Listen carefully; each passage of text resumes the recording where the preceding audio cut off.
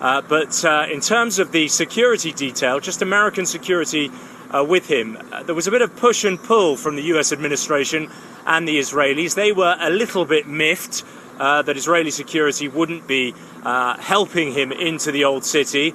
Also slightly miffed that Prime Minister Netanyahu wouldn't be able to go with him to the Western Wall, which is, of course, the holiest prayer site in Judaism. That is going to be his next stop. It's a few hundred meters, perhaps 500 meters away from the Church of the Holy Sepulchre. But, of course, the reason behind that is because the city behind me, well, I'm actually in West Jerusalem here, but just across there, that's the old city behind me.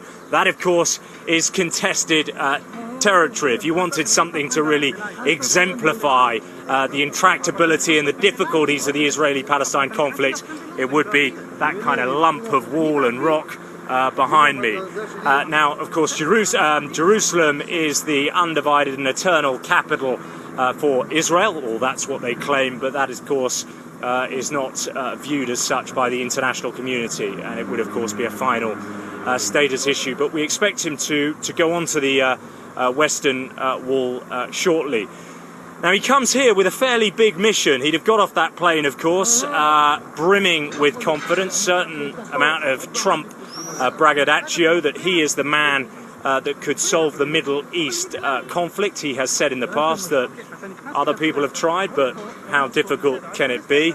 He believes he can do it. Now, I have spoken to a very large number of people from all sides of the divide, Palestinian politicians, activists, Israeli politicians, past and former, negotiators for the Obama administration, negotiators for Bush, and I haven't found anybody who believes that he can arrive at the grand bargain.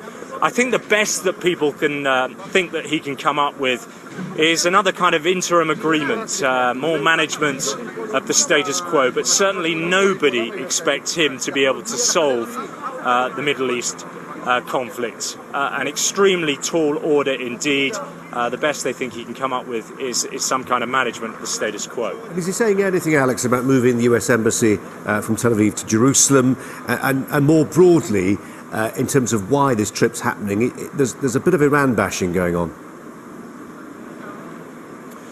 That's right, Colin. In terms of the Jerusalem and the embassy, I should probably point out that embassies are generally speaking located in Tel Aviv because of what I explained about the contested and disputed nature of Jerusalem. Its legal and diplomatic status has not been resolved.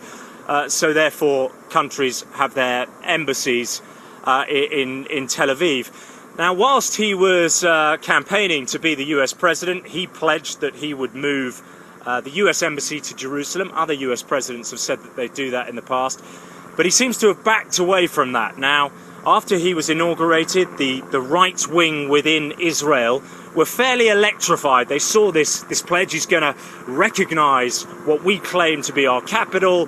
We think he's going to allow us to have unfettered construction in the settlement blocks in the occupied West Bank. Well, you know what? He's kind of backed away from all of that because he's now, it seems, understanding that if he wants to play the role of mediator, if he wants to build bridges with the Arab world, he cannot wade into those controversies. So he's moved away from that, and I think most people think that that's pretty sensible if he wants to play a constructive role in terms of trying to bring the Palestinians and the Israelis together in terms of negotiations. But he will be nonetheless welcomed here. He's seen obviously as the kind of antidote to Barack Obama, the former US president, who was seen by the Israelis and also the Gulf states as abandoning this part of the Middle East in favor of kind of cozying up to the Iranians. That was certainly how it was seen. And when he met President Rivlin, Donald Trump, he had some things to say about Iran, and that will have gone down very well here in Israel. This is what he had to say, Colin.